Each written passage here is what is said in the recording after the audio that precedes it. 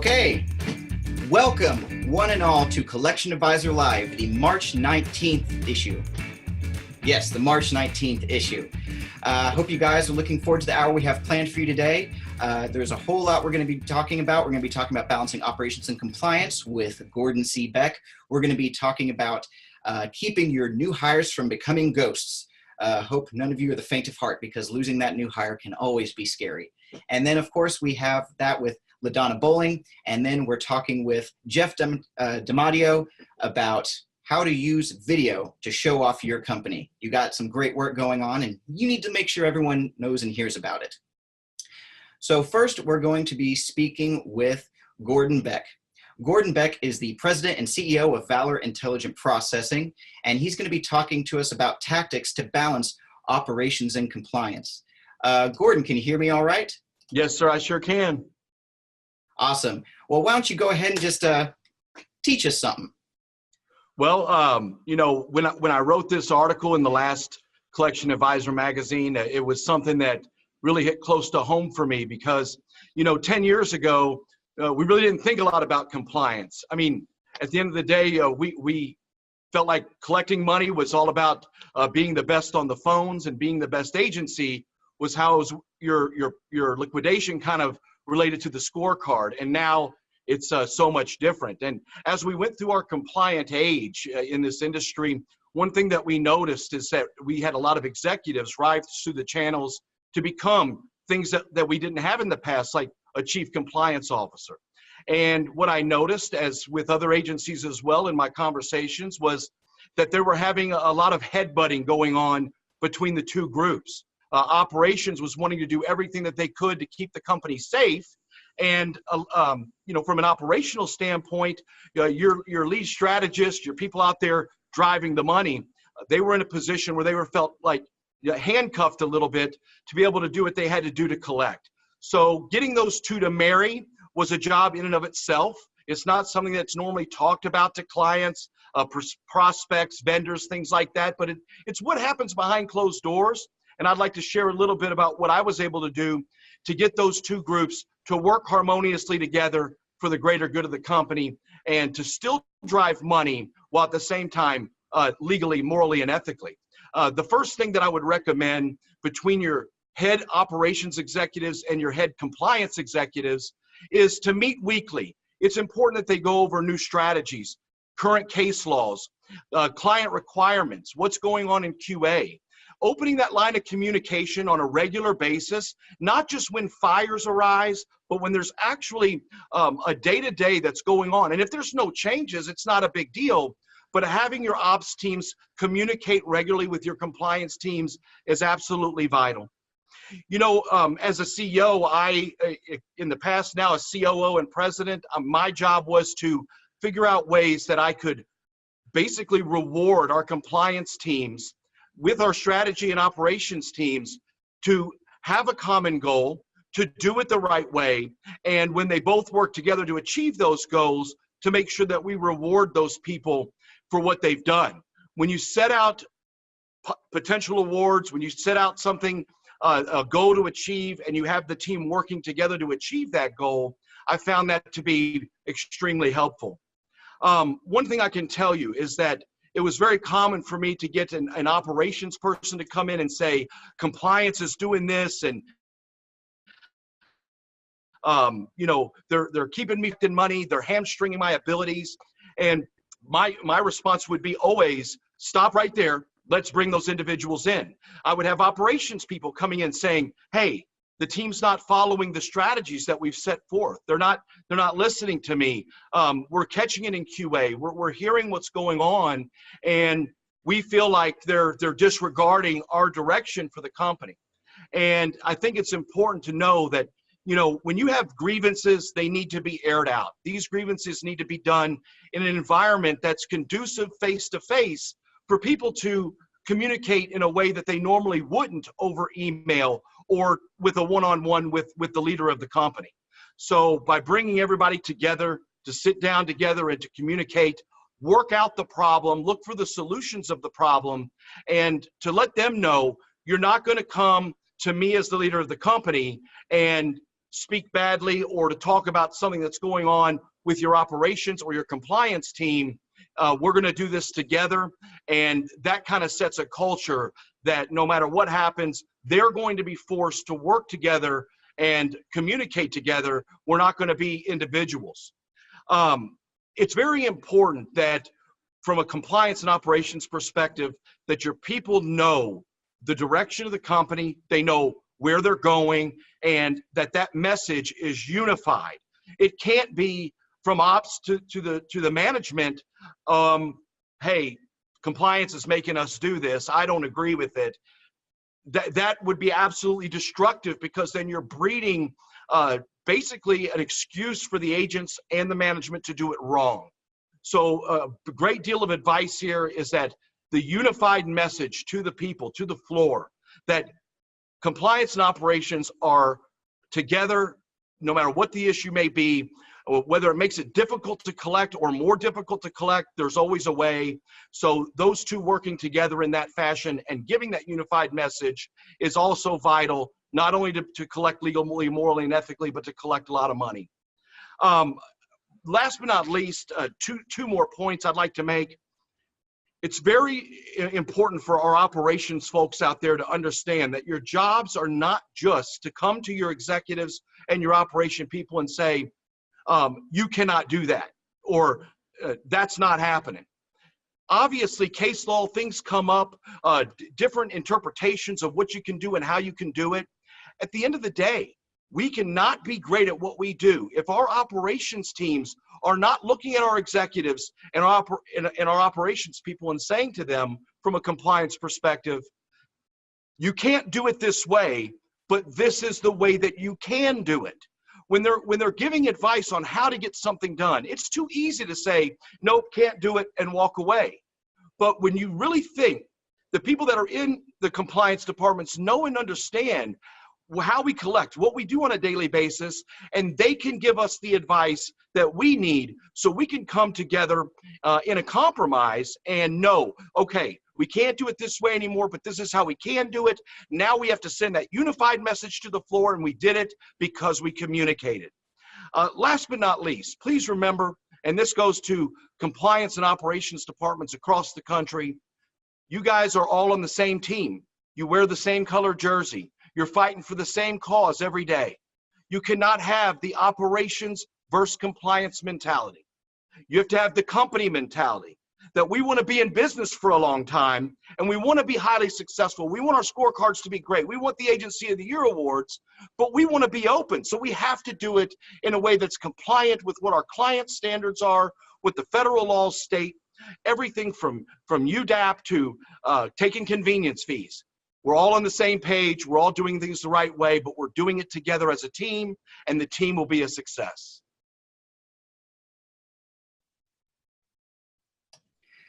All right, Gordon, that's awesome. Thank you very much for that. So, a lot to take in there. And I imagine probably a couple of you have questions. Who wouldn't? And here's your chance to ask the person who's the expert on the topic. So, to ask questions, here's all you need to do.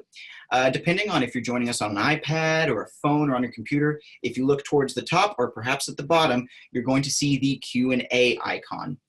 Basically, click that. Fill out the appropriate field. If you're a little shy, that's okay. You can send your question anonymously. Or if you want to try your hand with your audio and your video, or just your audio, you can do the raise hand option. By clicking that icon, you can actually vocalize and chat very briefly with Gordon Beck about what he just presented. So I'm going to open up the floor to questions. Let's see, we already have a couple of them rolling in. Okay, I have this, let's see here. Look like we have one here from George. In the event of a stalemate between operations and compliance, as the CEO, who do you side with? That's a good question. I mean, eventually it's, it's going to be a perfect balance. Both sides want it equally. Gordon, who do you side with? Well, before I answer that question, I think it's very important that your teammates know, your executives know that none of this is personal. It's not a popularity contest. It's very difficult to be in the situation to have the decision come down to you individually and to make the right one. You have to be able to trust your team that they're not going to get offended.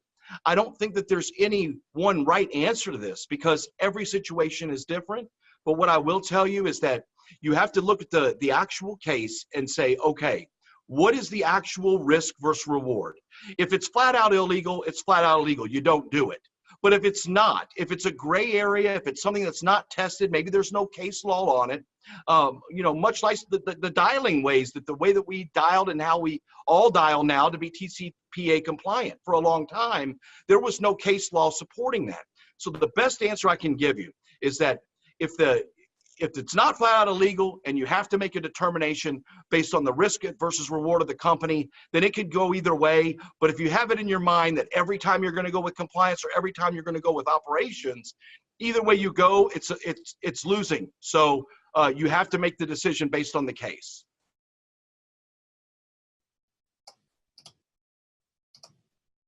Very good. George, I hope that answered your question. And I'm getting a ping here from our editor of Collection Advisor Magazine, T. Steele Rose. And I know he is a bit of a tech guy, as he started a magazine about it. Mr. Rose, why don't you go ahead with the question that you have? Yes, I think it's a fascinating area, Gordon, and I really like your unified approach. The thing that I'm curious about is some of the technology that's out there right now that helps us with compliance, or sometimes has a case in one district court, but it's still favorable across the country, like dropping messages in a voicemail. Any comments on how technology helps with compliance? Well, technology is vital, and I can tell you that one bad case law versus a trend is not something that I put too much weight on. But I will tell you that, from those decisions and using technology, I want to maybe flip the script a little bit in regards to some of the tools that are very important that are able to help combine the efforts of operations and compliance. Speech analytics, obviously, we all know we pretty much have to have that now. It gives us a basic ground for knowing what is being said. But there's also out there some tools, not just by the speech analytic companies, but some companies that perform this as their sole operation, and that is emotional analytics. If you say a sentence, there are many sentences you could say where if you inflected a different word each time you said that sentence, the sentence could mean something totally different. So I really think that utilizing emotional analytics to not only find out what is being said by the agent, but how they're saying it is vital. If you have an agent that's monotone, that sounds like they're sleepy, they're tired, it's a numbers game. They're going to collect money just by making the phone calls. But when they have a great tonality and they sound good on the phone, so not only do they collect a lot more money, but you can also tell whether or not they're breaking the law. And of course, last but not least, an unbelievable compliance management system. The end-all be-all hub for everybody from clients to the CFPB to your agents on the floor to know where to find information, to know what the policies and procedures are of the company, to be able to file complaints or register complaints that are filed by consumers, and to have a centralized database. A multifunctional CMS, I've learned, is very vital to the business as well.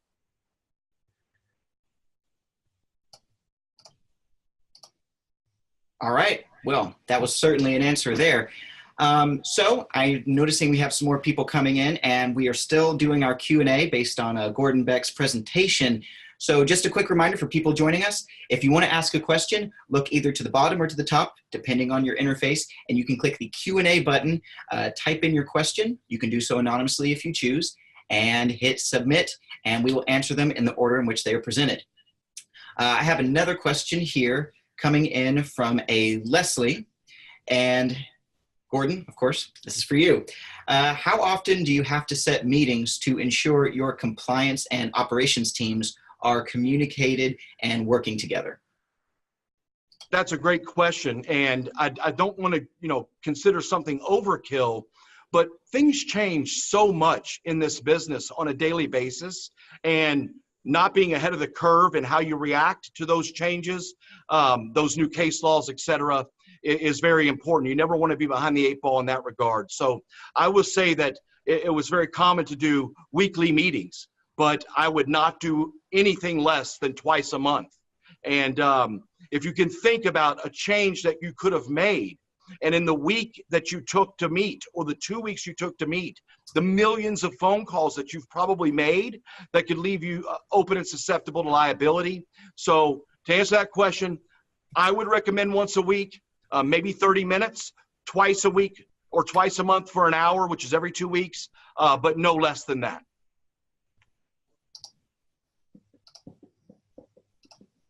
All right, very good. And we have one more. Looks like someone's using the anonymous, which is fine. Regarding speech analytics vendors, there are none that I know of that use emotional analytics or tonality. Can you make a recommendation? You know, I'd like to stay away from giving out specific names, but if you want to provide that individual with my email address, I'd be happy to share that with them. Just so I'm not promoting one company over another that I have partnerships with. But I will tell you there's absolutely companies out there, two off the top of my head that I know do have both the speech and the emotional analytics, and I'm happy to share it. But in this forum, again, just due to my relationships with these companies, I'd rather not promote one over the other. So if we could share that information offline, I'd be happy to do that. All right. Well, Gordon, we always appreciate you being impartial, and that's always good to having a nice balanced discussion. So let's see here. I think we're running low on time for the Q&A. The person who asked that question, if you just want to hang on, I will be sending you Gordon's email address, and you guys can just chat all about whatever he finds that works best for him. All right, so do you feel a chill going down your spine? Are you scared every day that eventually you will be ghosted? You put all that time and effort into recruiting someone and they don't show up. They don't return phone calls. Trust me, dating apps is not the worst place that this could happen. The workplace is far worse. And so now we're going to be talking to LaDonna Bohling. LaDonna Bohling is the VP of Special Operations at Contract Callers. And she's going to be talking about what you need to do to stop your new hires from becoming ghosts. LaDonna, are you there? I am here. Thank you, Josh. And thank you, Gordon, for the passion. You've got everybody excited, and I hope I can follow through. One of the biggest areas that we lose money is with new hires and training. And it seems to be an accepted practice in our industry to just say to one another, oh, turnover's high, you know how it is. If I need to hire, fill 10 seats, I'm going to hire 20 people. If I need to hire 10 people, I'm going to interview 100 people, because we know that's just how it goes. Even the Bureau of Labor Statistics says workers frequently leave the occupation, leads to numerous job openings. Therefore, job prospects should be favorable. Well, I don't think that we have to be accepting of these types of behaviors. Yes, now candidates are more sophisticated. They're very finicky. No longer are we choosing them. They're choosing us. We set up interviews and there are no shows. We hire people. They don't show up on the first day. We take them through training, maybe on day 4 of training or day 3 where they're put on the floor. They're there one moment and then they're gone. They're a ghost. It's real easy for people to avoid confrontation or avoid the awkward conversations where, hey, this isn't for me. This isn't what I expected. The place down the road is going to give me a quarter more an hour, so see ya. They want to avoid that, so they just ghost you. And again, we don't have to accept this. And there are some things that we can do, some processes we can put in place, some money and resources we can invest so that we can get better people and keep these people. Do you know that the cost to replace a trained employee can be 200% of their annual salary? So I'd much rather have that in my profit margin than going out the door. Well, one of the first things that we can do is work on our brand improvement. I wrote in my article, be fabulous. Call attention to yourself, improve your brand. What is your brand? Well, you can think of all the big brands that are out there and what you associate with them. What do people associate with your brand? Do you have a LinkedIn page? Do you have a Facebook page? Do you have testimonials from your people on your career site? Do you have a career site? Look at your website. What do people see when they come there? Do you have a career link where they can go and they can kind of get a feel for your culture? Because again, people are finicky and they want to pick where they work. The other day, for instance, I saw a job opening and I just decided to look up the company, and I did, and there was a link and I followed it, and it took me to a YouTube page, and it was just a fantastic insight to this company's culture and things that they do that are above and beyond. They had me when they said free snacks. So I'm like, I'd like to work there, but hey, they're in Minnesota. I don't think so. Check your reputation. What are people on Glassdoor saying about you? Respond to all reviews, whether good or bad, because when you respond to a review, that makes people think that you care about your reputation. Just don't tout your great company benefits. Again, give a peek into your culture, employee testimonies, look at team building events, showcase those, showcase your training. Are you involved in any volunteer work? When it comes down to, it's the old with them concept. What's in it for me? That's what people are looking for. Remember, these candidates are finicky. Then the next step is you got to decide on your job description. Who do you want to fill this job? You need to have a job description that's going to make people say, hey, that was customized just for me. I need to go look at that job. We've had employees leave jobs, a week in, 2 weeks in, people that we feel had the right skill set to do the job, but they're like, I didn't know that it was like this. This is not what y'all told me I would be doing. So I've kind of had a turnaround on that. So now when interviewing people, I try to make them not want the job. I tell them everything about the job, sometimes, it's tedious sitting at a workstation with a headset on 8 hours a day, with consumers in your ear, quality assurance in your ear, your supervisors. It can be hard, it can be difficult. So I try to make it appeal to the folks who feel like they're good multitaskers, and this would be a great career for them because they're very good at negotiating. Challenge them sometimes. So again, I'd much rather turn them out and turn them off at the interview process than have them show up on day one, be there for 5 days, and then say, this is a joke, this is not for me. So how do you find these people? You pretty much, you go, come out wherever you are, they're hiding. There's basically 2 types of candidates out there. Your active candidates and your passive candidates. Your active candidates are the folks who already are looking for jobs, they're unemployed. They're every day going through various job sites, whether it's Indeed, Monster, what have you, looking for jobs. These are the folks that, are unemployed for a reason. They are, a lot of times they're job hoppers. But then there are your passive candidates. These are the folks who already have jobs. They're not really considering a career change, but if an offer comes about and it sounds intriguing, they will probably lend you their ear. Well, how do you get a hold of these people? How do you get, in touch with these folks? You have to put yourself out there and advertise in multiple sites. Think about what goes on in your area where you hire from. What's the biggest employer? Is it healthcare? Is it industry? Is it hospitality? In our area, we have a lot of call centers with big nationwide, worldwide companies offering first-party support to various, clients.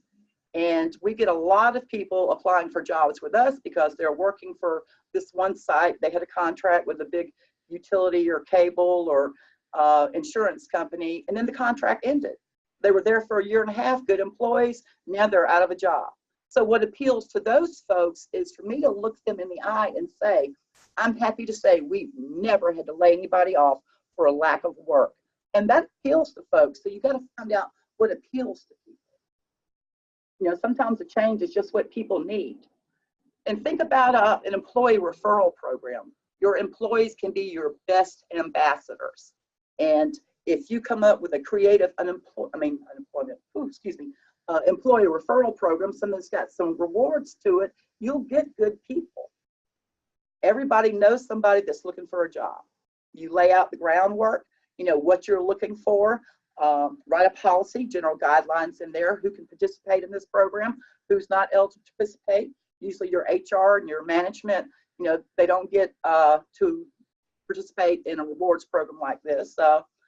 Define what's a valid referral. You know, what are your rewards going to be? You know, how long is the employee going to be on the job before the referrer gets their rewards? So again, use your employees to help you get folks into your shop.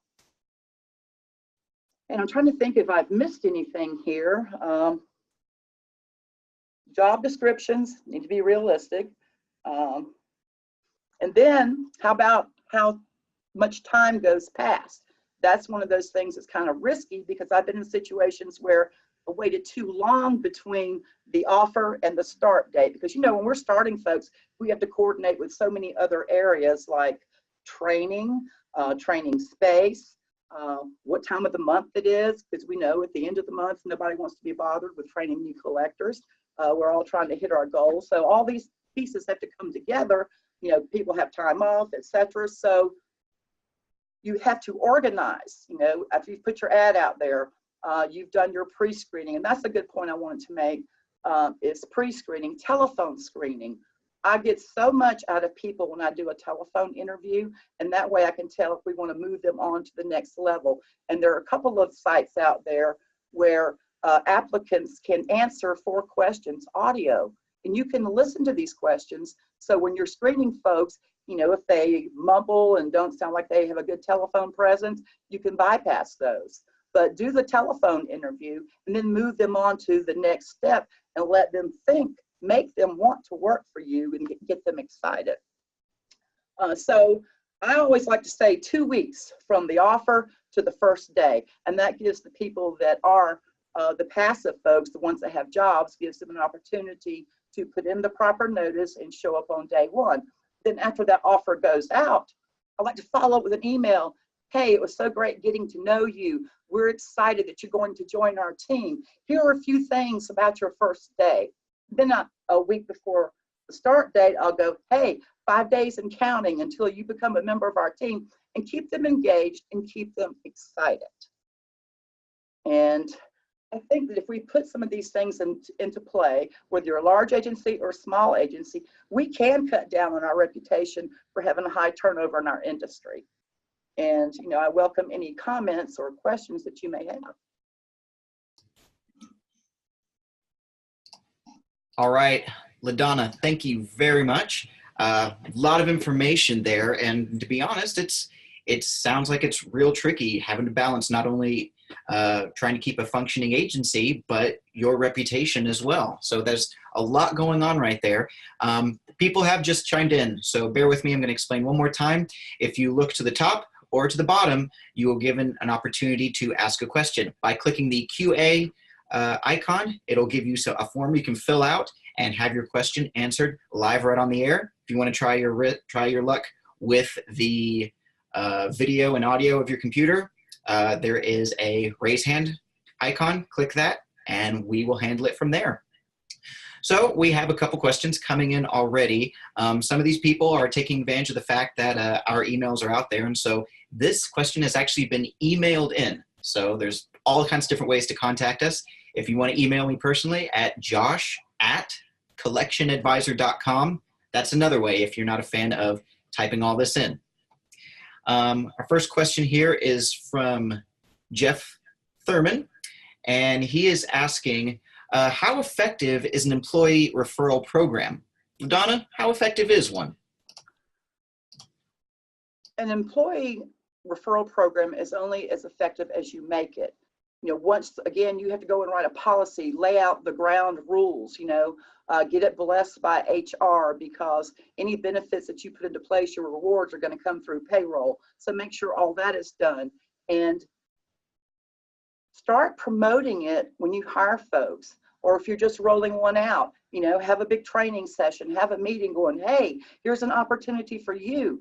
And you know what we're looking for. We want people like you. And, there are some folks we don't want any more of them, but it can, get you good people in your door. And if every great employee you have refers you another great employee, then you have 2 great employees already. But you do have to, track it and evaluate it for its effectiveness. Okay, very good. LaDonna, we have another question here from Harry. How important do you think your company culture is when recruiting? How much staff members enjoy working for a firm? I think that your culture is very important because there's a new breed of employees coming into the job. They want us to provide them creativity space, and they want to have some input, and they want to be appreciated. They want to know that you're doing things. And when they see your employees, laughing and having a good time, and let's take dress code, for instance. I'm a baby boomer, and my concept of what's appropriate for work is not the same as a 20, 25, or even 30, 35-year-old. So I've had to kind of relax on my expectations for the dress code. So, because that can be a big turnoff for some folks. So you just have to make a culture that makes people want to work there. Make it exciting. Okay, perfect. Harry, hope that answered your question. Now, Steele, for those of you who are just chiming in, we also have our editor here with us of Collection Advisor, T. Steele Rose, and he is just curious about everything technology because that is one of the driving forces in our industry. Steele, would you like to pick LaDonna's brain real quick as far as something about technology concerning bringing people on? Well, LaDonna, thanks for the presentation. You gave me a lot of ideas I didn't think of before, especially the one about reminding the folks that you've made them an offer and you're excited about them coming to work, and you have the ability to tell them like 5 days out, I think you said. And I'm wondering if that could be automated or is automated, and if you send text out as well. Yes, yes, and yes. And that's my answer. No, seriously, there are some payroll processors that offer, recruiting services, and you can design, what your email should say and when it goes out, how it goes out. And there are even some that will do, texting to the employees. But again, I think that is critical, whether you have that technology or not, to get that communication out and keep that person engaged.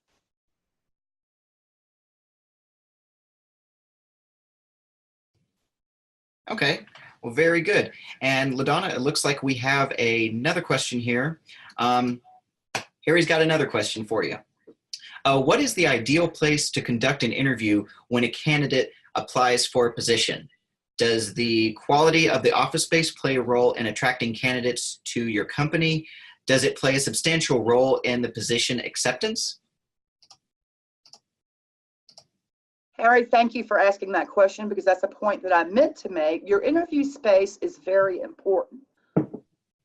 I'm the type person where my office is always a mess. There's 58 documents, contracts, etc. on my desk. And in the past, I just never made any apologies for it. I call people in, there's things hanging out of file cabinets. Yeah, I still have a file cabinet.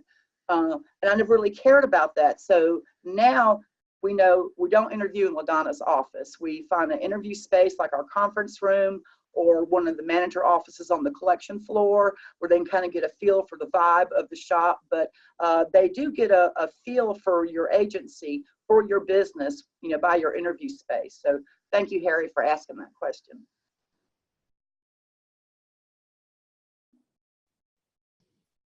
Okay, and thank you, LaDonna, for that answer. All right, I think that's wrapping up our questions for LaDonna about how to prevent your new recruits from becoming ghosts. And LaDonna, I have to ask real quick, can I see that ghost prop again one more time, please? Yes. Hold on. Woo! Spooky. If anyone's wondering what this industry needs, it's more props and presentations. Carrot Top was onto something. That's all I have to say.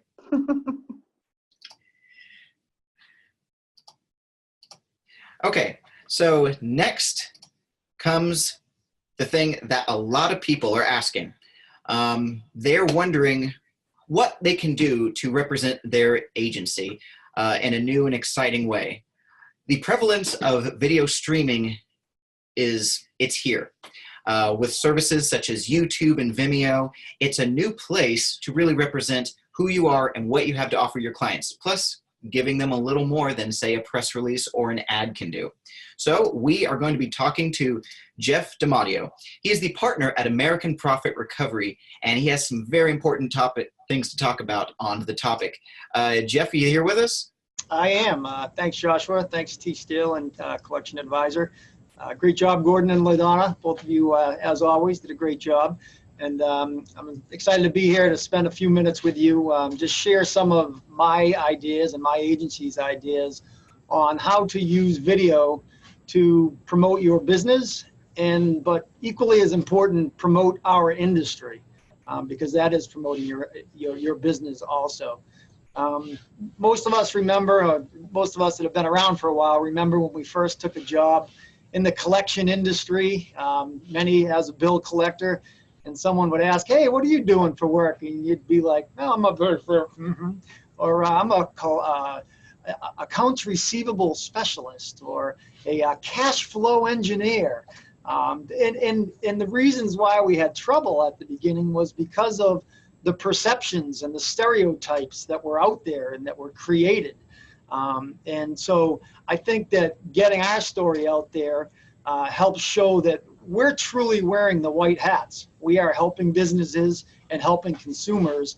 And I think video is a great opportunity to show some of that off. To show off your company, show off your industry, and show off how professional our industry really is. Our philosophy when starting off, we said we wanted to be different. That was kind of one of our mottos, be different. Actually, one of our sayings is you'll profit from our difference. And I don't think we're necessarily different than many of the agencies out there watching today, but I think what we wanted to promote was that we are very different from what the stereotypes are or what the perceptions are. We knew that, hey, we are a collection agency, we are what we are, but we're not going to hide. We're not going to just lay low and lay in the weeds and hope no one knows where we are, because we don't want those predatory attorneys to find us, right? We weren't really afraid of that. We said, let's put our story out there because, again, it is what it is, and let's be proud of it. Let's go ahead and show the human side of our business and our team members. Many times I go to the State House in Massachusetts and meet with legislators and discuss legislation that might be coming down that would affect our industry. And almost to the person, it's amazing that we ask, what do you know about our industry? And they'll say, oh, well, you guys buy credit card debt for pennies on the dollar and just harass people until you get some money come in. And that's truly what most people believe. But we thank them for the opportunity to explain what we really are and explain that there are debt buyers out there. Many of us are third-party agencies, and here's how we work. And we're working for maybe their municipality or their local community hospital or their brother-in-law, the plumber that needs some help with their receivables.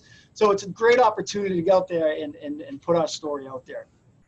When we started out with kind of the whole public relation idea, we were doing lots of the old school or the typical things. We were trying to end up in newspapers or trade magazines, right?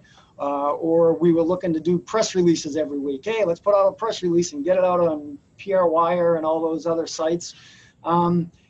We were doing radio and TV. We were asked to be on Boston Fox several times to talk about collections. We were on Fox Network once. But then a lot of these opportunities started to dry up. For instance, Boston Fox got bought by a big conglomerate, and they kind of changed their programming, so they didn't ask people to come in to be interviewed anymore. So we kind of lost that outlet. And a lot of the traditional media has kind of gone away. So we said, hey, let's create our own content. Let's tell the story that we want to tell, right? So we started making videos. We were saying what we wanted to say instead of the perception of what everybody else had. So we started a YouTube site. YouTube is more the place where we house all our videos. So we'll put them all up there. We'll purge them every once in a while as they get old and stale. But then we'll pick and choose where we want to put those videos, whether it's on LinkedIn or Twitter, YouTube, not YouTube, Facebook. So we'll kind of put them, scatter them where we want. If it's Small Business Week, then we'll do a video about small businesses and we'll post it that week. One of the things that LaDonna was talking about is the culture. It's a great opportunity to show your culture, especially on your career page or on your Facebook page. Show the world out there, show the people that you're trying to recruit what you're all about, what a day in the life of your office is, and tell them the good story, because recruits are looking, hey, I want to go to someplace that's going to be fun. So it's a great opportunity of that. But the goals being branding, maybe SEO, some content, and telling your story. So the types of videos that we started doing, at the beginning we started doing question and answers. So we would write down 3 or 4 questions, we'd have one employee almost interview the other employee, and would get the information out that way. Then we started doing more, like I would stand in front of a blue screen and we would do more. I would read a teleprompter for about a minute 15 seconds just to get my message across.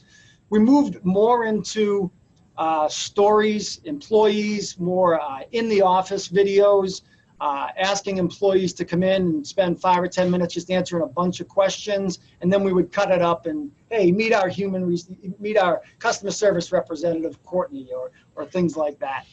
So that really started to pick up. And then, of course, we were doing stories on what we were doing outside the office, charity work and what our employees like to do and the initiatives they had in the community.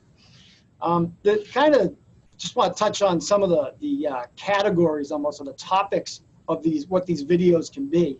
I think the biggest area is education. Okay, you want to educate prospective clients. Hey, how do you find a reputable collection agency?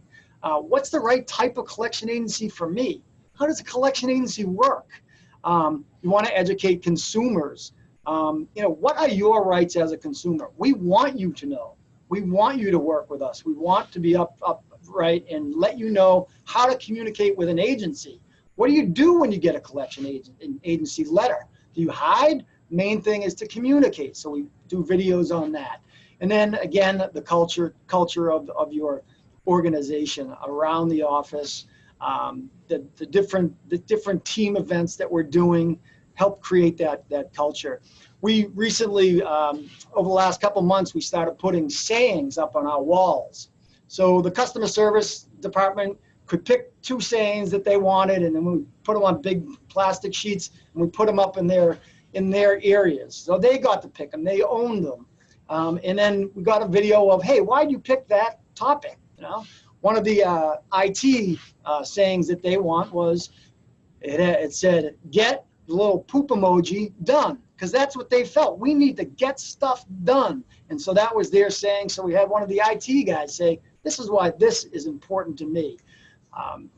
So that stuff's all very, very important.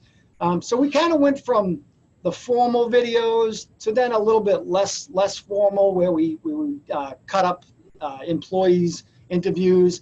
And then I think the third type that we've been starting to use is more off-the-cuff type stuff. So I was out in my Michigan office a couple months ago, and we had a big company meeting, and I just held up my phone and said, hey, it's Jeff, and I'm out here at the Michigan office, and we're just meeting, talking about how we can make things better for our clients and their consumers. And I just put it on LinkedIn on my personal page. And I think that got the most hits out of any video that we've done. It starts to go. So I put it on LinkedIn and Twitter, and people just liked it and started following it and shared it. And it probably got some of the most hits that we've ever had. So just want to quickly touch base on what some of your expectations can be, right? It's going to take a little bit of time. You're going to need to assign a person or 2 to this initiative. Pick the right people. Pick the people that are going to have fun with it. When you decide, hey, here are our topics we're going to have, let's pick the right people to do those topics. Let's ask our clients what types of questions they have and then answer them. Let's ask our salespeople, what types of questions are our prospective clients asking that we can answer? Hey, you recommended this person to work with us. What's important to them? Let's find a video that we can touch on that. Be creative, be fun. I have a PR person that does a little bit of the video with me. So if you need the resources, there's always people out there that can help you, but it doesn't need to be Hollywood format or that professional. You can wing it, and you can do it off the cuff, and it can be just as effective. So you're creating content, you're putting our name out there, you're showing that we're wearing the white hats, and we have a great story. We're a professional industry. Let's share it and tell people about it. All right. Well, thank you very much, Jeff. Particularly, I like how you were just talking about how it doesn't always have to be a Hollywood production. You're at a meeting with a bunch of people, and it was a lot of kinetic energy around, and you just got out your phone and you just made it happen, made poop emoji happen right there. So I really like that. We already have a couple questions rolling in. We have one here from Anonymous. I know a lot of people name that. It's really weird. And they're asking, similar to what we were just talking about, how would you get started with videos? All right, hey, it's a great idea. Sounds good. I want to do it. I would, again, identify a few people. Might be a group. Let's have a meeting. Get some managers involved. There's some frontline people involved, and say, let's make a list of stuff we want to do videos on, right? So again, it could be geared towards a client or a potential client, an employee, a stakeholder being the media, the legislators, the people that you want to educate out there, right? The regulators. Could be geared towards different people, but just sit down and brainstorm, make a list, and then start going. Share the good stories. You have a collector who had a great story that helped Mrs. Smith this way. Tell the story. We helped this consumer. We love getting compliments about our collectors. Share them. All right, very good. And I do know that, we kind of certainly understand some of what you're talking about here at Collection Advisor. We've done a few videos ourselves, and therefore I know my editor, Mr. Rose, has a couple questions on it concerning the technology behind using video in your agency. Steele, what do you got? Jeff, that was a really exciting presentation, and so was the one from LaDonna and Mr. Gordon. Just terrific to be here today. But I get curious about the technology behind it, because we actually have a lot of tools here, whether it's Adobe Creative Suite. But is there someone just getting involved, Jeff? What would be the minimum that they might need to get started? I'd probably say just one of these. I mean, these have come far enough where you can do it right there. I mean, like the off-the-cuff one, that's all I did, and I uploaded it to LinkedIn. That was nothing. Some of the other ones, you may need some video software, which you can get some for free, and there's all kinds of spectrum of the video software you need to help make some of the other types of videos if you're going to cut them up a little bit or add music and add some wording. But it doesn't need to be a Hollywood production. Again, you can start very simple and then just let it go where you feel comfortable letting it go. All right. Well, very good. It does sound like anyone can get into this, and which really starts to eliminate the reasons why you shouldn't. We have another question here. Looks like this person's talking a little bit about search engine optimization in a sense. Are there certain things trending right now that I should include or make my videos about?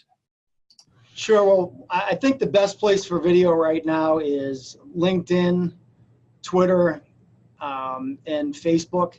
We always try to, when we upload a video, we try to put the wording with it. So on YouTube, we kind of write out the whole script. So SEO might be picking up on those terms instead of just the video. So that's certainly, you need to keep those words and the content flowing too for SEO.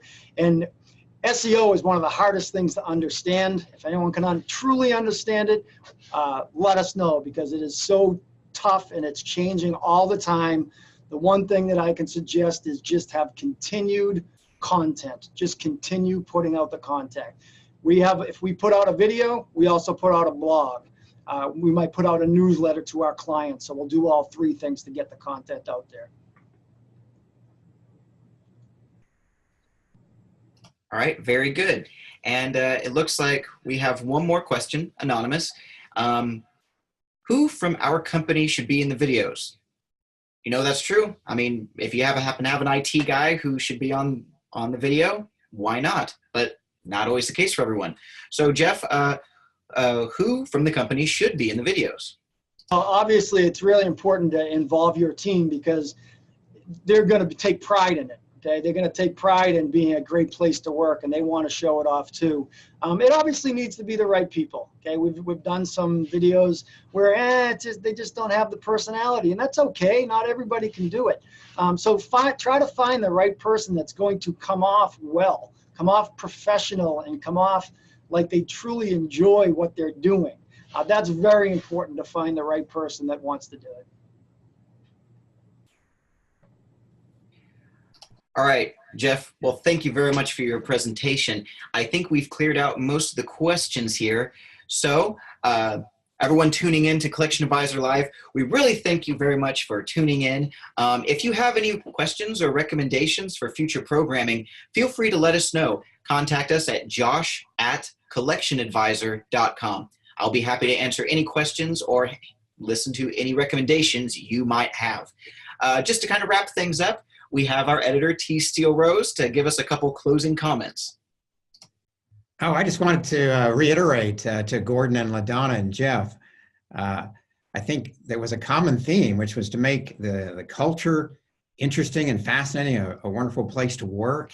And I think these presentations have demonstrated that these are companies that I would want to work for.